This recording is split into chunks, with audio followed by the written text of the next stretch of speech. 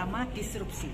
Kita sendiri belum selesai dalam menyiapkan diri kita berhadapan dengan disrupsi. Tiba-tiba 2 tahun yang lalu kita dihajar pandemi. Nah, itu adalah 2 hal yang menjadi tantangan bukan hanya anak muda sebetulnya, termasuk generasi tua seperti saya yang punya anak-anak, untuk mempersiapkan anak-anak kita mampu melalui semua perhara ini, dan nanti pada saatnya mereka mampu kemudian menerima tongkat estafet dari kita yang sudah tua-tua ini untuk melanjutkan perjuangan dan menjaga Indonesia dan dapat membawa Indonesia ke Indonesia yang kita cita-citakan. Yang di atas itu semua, kita harus membuat anak-anak kita memiliki daya tahan yang namanya resiliensi. Itu paling penting. Anak-anak harus kita didik, kita siapkan untuk memiliki kemampuan resiliensi dan memiliki kemampuan adaptif, sehingga mereka dapat terus berhadapan, bertahan. Sudah daya tahan yang pertama, memiliki kemampuan adaptasi, dan harus bisa kita siapkan menjadi seorang pembelajar. Dengan demikian, mereka akan mampu bukan hanya sekedar bertahan, tapi lahir menjadi seorang generasi yang dapat mengikuti perkembangan dan menjadi inovator. Jadi untuk bisa menjadi inovator, untuk bisa menjadi agen transformasi yang berkelanjutan, 2 hal ini yang paling utama. Bisa bertahan dulu, bisa beradaptasi, baru kemudian dia bisa menjadi pembelajar, dan akhirnya bisa menjadi inovator. Nah, inilah hal-hal yang menurut saya harus sangat ditanamkan kepada anak-anak. Dan di atas itu semua, anak-anak juga kita harus ajarkan untuk tetap memiliki kemampuan melihat kearifan lokal.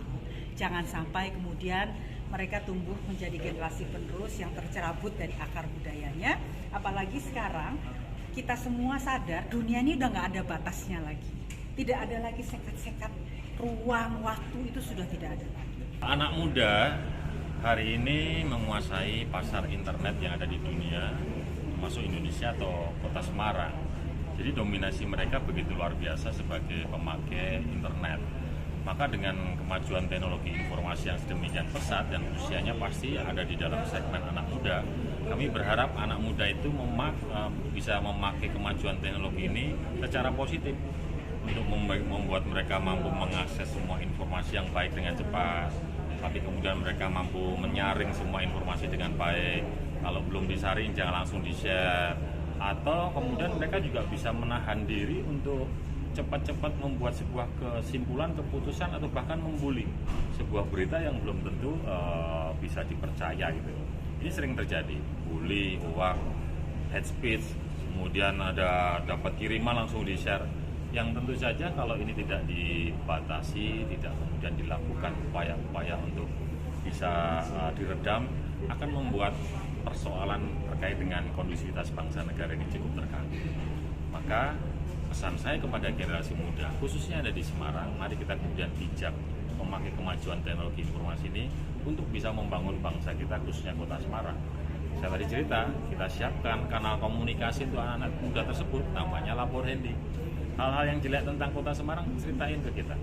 Nanti kita akan lakukan perbaikan tindak lanjut. Tapi kalau hal-hal yang baik, anak-anak muda itu bisa lewat jempolnya, mereka bisa share keluar Semarang ke teman-temannya, saudaranya, bercerita tentang potensi Semarang. Nah, itu pasti jadi anak muda jempolan kota Semarang.